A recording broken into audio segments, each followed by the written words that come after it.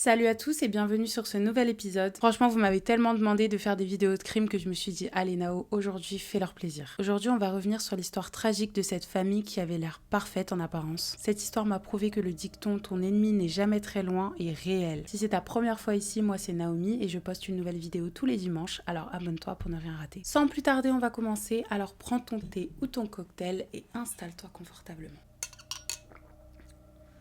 Bon, je vais commencer par vous présenter un peu les différentes personnes qui vont faire partie de cette histoire. Il s'agit de la famille Ruby. On a John, 50 ans, le père de famille, Joy, 48 ans, la mère, Alan, leur fils aîné de 19 ans, et Catherine, 17 ans. En apparence, la famille est tout simplement parfaite. John et Joy ont une très bonne situation. John est propriétaire d'un journal local dont il a hérité, et celui-ci appartenait à sa famille depuis 4 générations. Après avoir hérité d'un premier journal, il va en acheter encore 2 autres. Donc voilà, John c'était un peu quelqu'un dans le milieu de la presse, tu vois. D'ailleurs, il était très actif au sein de son État, l'Oklahoma. Et il faisait aussi partie de plusieurs associations caritatives. John était connu pour être un homme aimable, loyal, et c'était quelqu'un à qui on pouvait vraiment faire confiance. Joy était professeur des écoles de base, mais à l'acquisition du journal de son mari, elle est devenue auteure. Pareil, il n'y a que des bons échos sur Joy. C'est une très bonne amie, une femme agréable et elle est appréciée par la plupart. Et ensuite, il y a les enfants, et c'est là que ça se gâte. Bon, Catherine, c'est pas vraiment un problème, en réalité, c'est même une bénédiction pour les parents. C'est une jeune lycéenne de 17 ans, comme je l'ai dit au début, elle est très douée au volleyball, et elle est aussi très bonne à l'école. En fait, c'est vraiment le genre de fille qui va pas vous causer de problème, quoi. Vous voyez un peu. Ses amis et les personnes de son lycée disaient qu'elle était toujours très souriante et pétillante. Et puis, il y a Alan. Apparemment, Catherine et Alan étaient très proches quand ils étaient petits, mais avec le temps, Catherine se serait distancée de son frère à cause de son comportement de et vous allez comprendre pourquoi après. Bon, la famille vivait à Duncan, pas très loin d'Oklahoma City. Et si tu veux, le quartier dans lequel ils vivent reflète complètement l'état de leur compte en banque. Ils sont très à l'aise financièrement. Bon, Alan, franchement, c'est l'épine dans le pied, c'est la peste et le choléra. Enfin, je comprends même pas comment des personnes aussi gentilles, d'après ce qu'on dit d'eux, ont pu élever une personne aussi horrible et égoïste. Et c'est à partir de son adolescence qu'Alan va commencer à vraiment causer des problèmes. Petit aparté, en général, je prône la neutralité quand je raconte les histoires, mais là, vraiment, ce mec m'énerve au plus profond de mon âme. Alan était déjà connu des services de police pour des délits comme des excès de vitesse, la conduite sans permis, mais à chaque fois, il s'en sortait sans punition ou avec vraiment des punitions minables, quoi. Qu'est-ce que c'est cool d'être un homme blanc aux États-Unis, n'empêche. Quelques années plus tard, en 2012, la police est appelée au domicile familial. Alan a agressé sa mère en l'étranglant suite à une dispute. Il aurait volé de l'argent à sa mère, elle s'en serait rendue compte, et voilà, après c'est parti en cacahuète, et il a clairement agressé sa mère, violenté sa mère. Les parents auraient appelé la police pour faire un peu peur à Alan, lui mettre un petit coup de pression, tu vois. Ce qui fait qu'ils n'ont pas porté plainte contre lui, en même temps c'est leur fils, bon, je peux comprendre. Mais cette première arrestation, elle montre quand même l'état mental de ce gosse, enfin clairement il y a un souci, tu vois. Quelques mois après cette histoire, Alan obtient son diplôme de fin d'année et ses parents lui offrent une Jeep.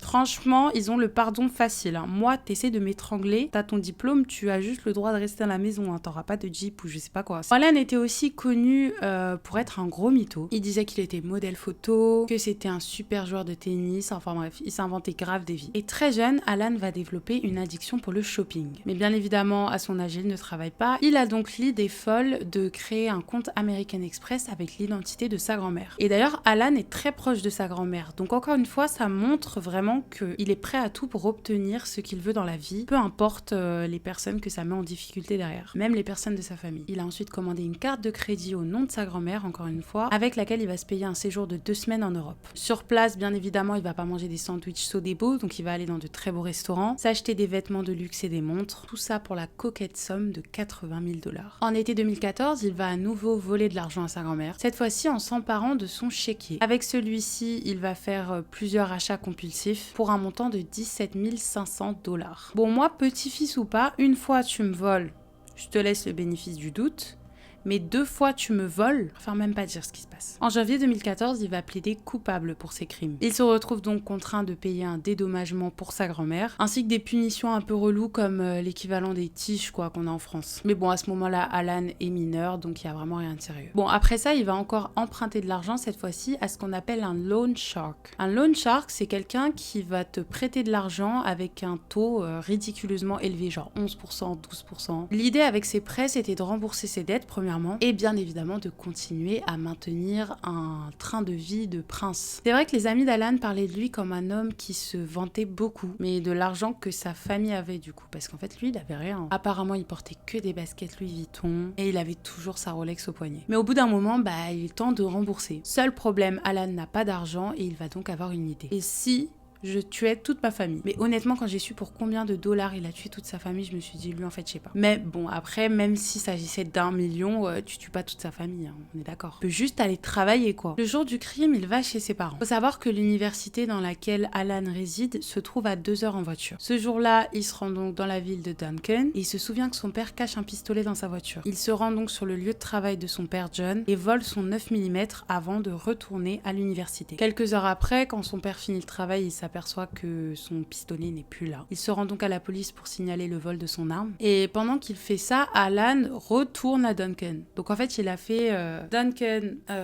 non, oui, si c'est ça. Il a fait Duncan, Uni et Uni Duncan. Bon, il arrive chez ses parents et il se gare dans une rue adjacente pour que personne le voie. Il attend patiemment que sa mère rentre du travail. Sa mère arrive à la maison et Alan va passer par le jardin pour entrer par la porte arrière. Lorsqu'il ouvre la porte, il tire une balle dans la tête de sa mère. Elle ne décède pas sur le coup et il lui assène donc une deuxième balle. Sa petite sœur Catherine était devant la maison en train de nettoyer sa voiture. Bien évidemment, elle entend les coups de feu, elle entre donc dans la maison et Alan lui tire une balle dans la tête, elle décède sur le coup. Il a ensuite attendu l'arrivée de son père pendant 1 heure, assis à côté du corps de sa mère et de sa sœur gisant dans une mare de sang. Son père rentre à la maison et Alan lui tire 2 fois dessus. Il a ensuite arrangé la maison de manière à ce qu'on croie à un cambriolage. Avant de partir, il a pris le 9 mm et les caméras de surveillance qu'il est parti jeter dans un lac. Après s'être débarrassé des preuves, il retourne à l'université. Et là où il a été quand même un minimum intelligent, mais pas tant que ça, il a laissé son téléphone dans sa chambre à l'université. De cette manière, la localisation montrait qu'il était à l'université et pas chez ses parents et donc il avait une sorte d'alibi. Il va même aller jusqu'à poster plusieurs tweets, notamment une photo qui montre la vue de son université. Donc en gros pour dire « Ah regardez, je pouvais pas avoir tué mes parents parce que j'étais chez moi. » Vous voyez ou pas? Après ça, il a préparé ses bagages, il est monté dans sa petite Jeep payé par papa et il s'est rendu à Denver pour passer le week-end avec des amis. D'après eux, il n'y avait rien de suspect dans son attitude. Il était très calme, il était très heureux d'être avec ses amis. Il postait sur les réseaux comme si de rien n'était. Enfin franchement, il a éveillé aucun soupçon. 4 jours après ce crime, la police de Duncan reçoit un appel. Et il s'agit de la femme de ménage de la famille. Elle les appelle complètement en panique et en pleurs pour leur dire que le corps du père, de la mère et de la fille se trouve sur le sol dans une mare de sang. Franchement, cette pauvre dame a dû être traumatisée parce qu'elle travaillait quand même pour la famille depuis 20 ans. La police de Duncan va directement informer Alan et à son arrivée au poste de police, il semble stressé et énervé. La police va donc lui poser des questions. Quelle est la dernière fois que tu as vu tes parents? Quelle est la dernière fois que tu es allé chez tes parents? Et Alan dit ne pas avoir été chez ses parents depuis plusieurs jours. Or, la police va demander un mandat pour pouvoir vérifier l'historique des passages d'Alan au péage. Et ils vont se rendre compte que le jour du crime, Alan est passé 2 fois au péage pour se rendre de son université à Duncan. Après des heures d'interrogation sous pression par la police, Alan va assumer avoir tué ses parents pour l'héritage. Who did you shoot first? My mom. My sister was home. She was outside washing her car. My dad was at work still. And she walked in, and as soon as she went in the kitchen, I shot her. How much longer before Dad came home? An hour or so. An hour you had to sit in there with your dead mom and your dead sister? Or so.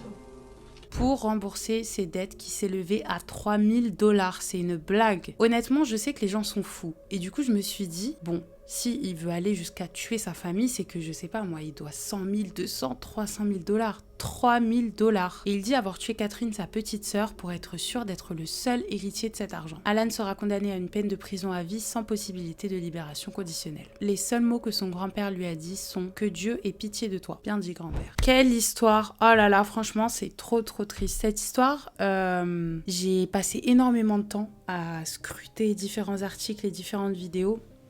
Et j'aurais pu rentrer plus en profondeur dans le personnage d'Alan, mais je pense que vous avez compris un peu le genre de mec, clairement prêt à tout pour l'argent. Moi, en tout cas, j'ai vraiment apprécié préparer cet épisode pour vous. Et étant donné que c'est un format assez nouveau, je vous invite à me dire ce que vous en pensez dans les commentaires, à me laisser un like si ça vous plaît. Je vous invite également à me suivre sur Instagram et sur TikTok où je poste tous les jours. Et je vous dis à dimanche prochain pour un nouvel épisode.